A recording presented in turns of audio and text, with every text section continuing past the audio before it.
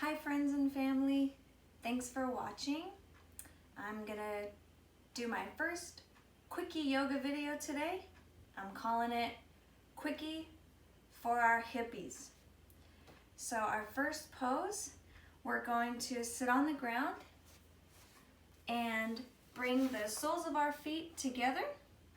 Doesn't matter if your knees are up here, if you're more flexible, doesn't matter. But we are going to try and pull our heels as close into our groin as possible while trying to get our knees as close to the floor as possible. It always helps for me to do cup-shaped hands, so basically up on our fingertips, behind, and try and lengthen our spine. Sit up nice and straight, and you can use your leg muscles to try and press your knees to the ground while pressing the soles of your feet together. So you don't want your feet to spread out like this. You're trying to press them together, get those knees to the ground. Take a couple breaths here. We're just waking our hips up, letting them know we're here to do some work. So hold that for as long as it feels right for you. I'm gonna quickly just try and speed through the poses here, but always hold poses as long as you need. You can rest and go back into them. Listen to your body, you'll know what's best for you.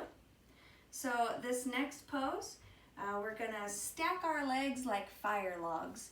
So instead of pulling our heels towards our groin, now we're gonna have them out, and we're gonna stack our left leg on top of our right, bringing our left ankle to our right knee. And looks and feels a little funky, but that's okay. We're gonna bring our right hand to the floor and press into that left knee. Really feel a nice hip opening here. Breathing into any discomfort or pain. Well, I shouldn't say pain.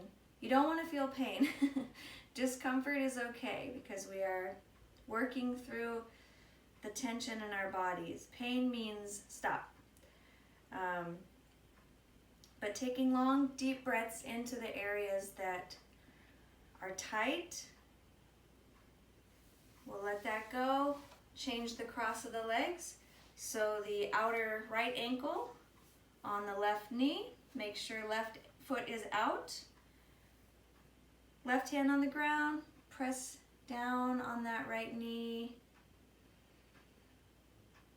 Long, deep breaths. A lot of times we forget to breathe because we're thinking about the pain, we're thinking about what we're supposed to be doing, but yoga is all about getting out of the mind, getting into the body. So really catch yourself if you're not breathing. It helps so much to take those long, deep breaths into the parts of the body that are resisting the stretch. So I recommend doing each pose at least twice on each side. 3 times is even better. You'll notice the muscles loosening up, really letting and allowing the stretch each time you go back into it. So I'm not going to do it multiple times for the sake of time.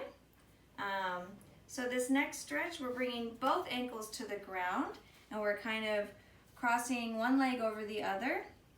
And we're going to start, I'm starting with the left leg in front. It doesn't matter if your knees are up. Don't have to look just like me or anyone else. But what we're going to do is walk the hands forward slowly, taking pauses where you feel tightness, and again, taking long, deep breaths into that tightness. And if you can, walking the hands out further. The more flexible we are, the further we'll be able to come out with our hands. But it is not a competition.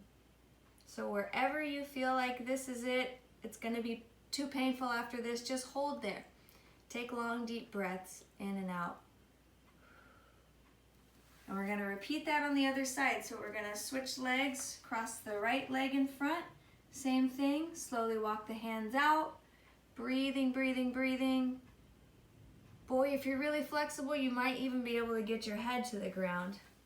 I'm not going to attempt that today. And then we'll walk the hands out. Again, nice if you can do it a few times each side. You'll notice, hey, I'm getting closer and closer to the ground each time. So one last thing before I get to the last pose, I'm showing you here I've got a yoga block, meditation cushion, couch cushion. These are all options for sitting up on height. A lot of these poses are easier when we're up on some height. You can even use a nice thick book or dictionary. Really, you could be creative. Don't have to spend money on yoga equipment if you don't want to.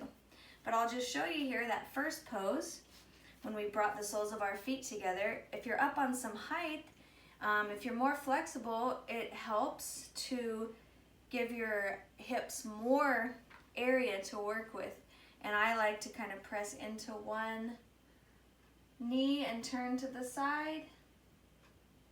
Same on the other side. And then I like to come to the middle and kind of give both a little press. So just wanted to show you that.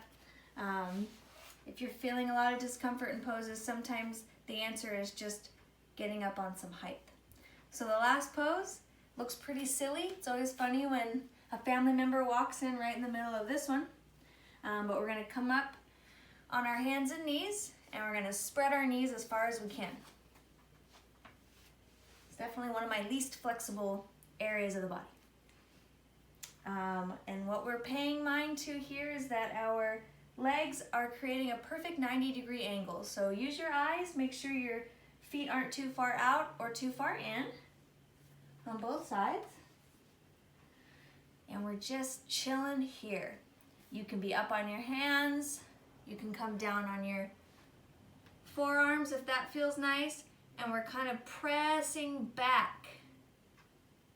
This is a very intense pose, but if you can breathe through it, it's so beneficial, and it does eventually start to feel good after your body's a little more used to it. So just breathe here, feel things opening up. Some days I'll even put a couple of pillows or a bolster here, and I'll just rest so that I'm not having to do work on my upper body. There's certain days and times and places of the month that it's nice to rest when we're in poses like these.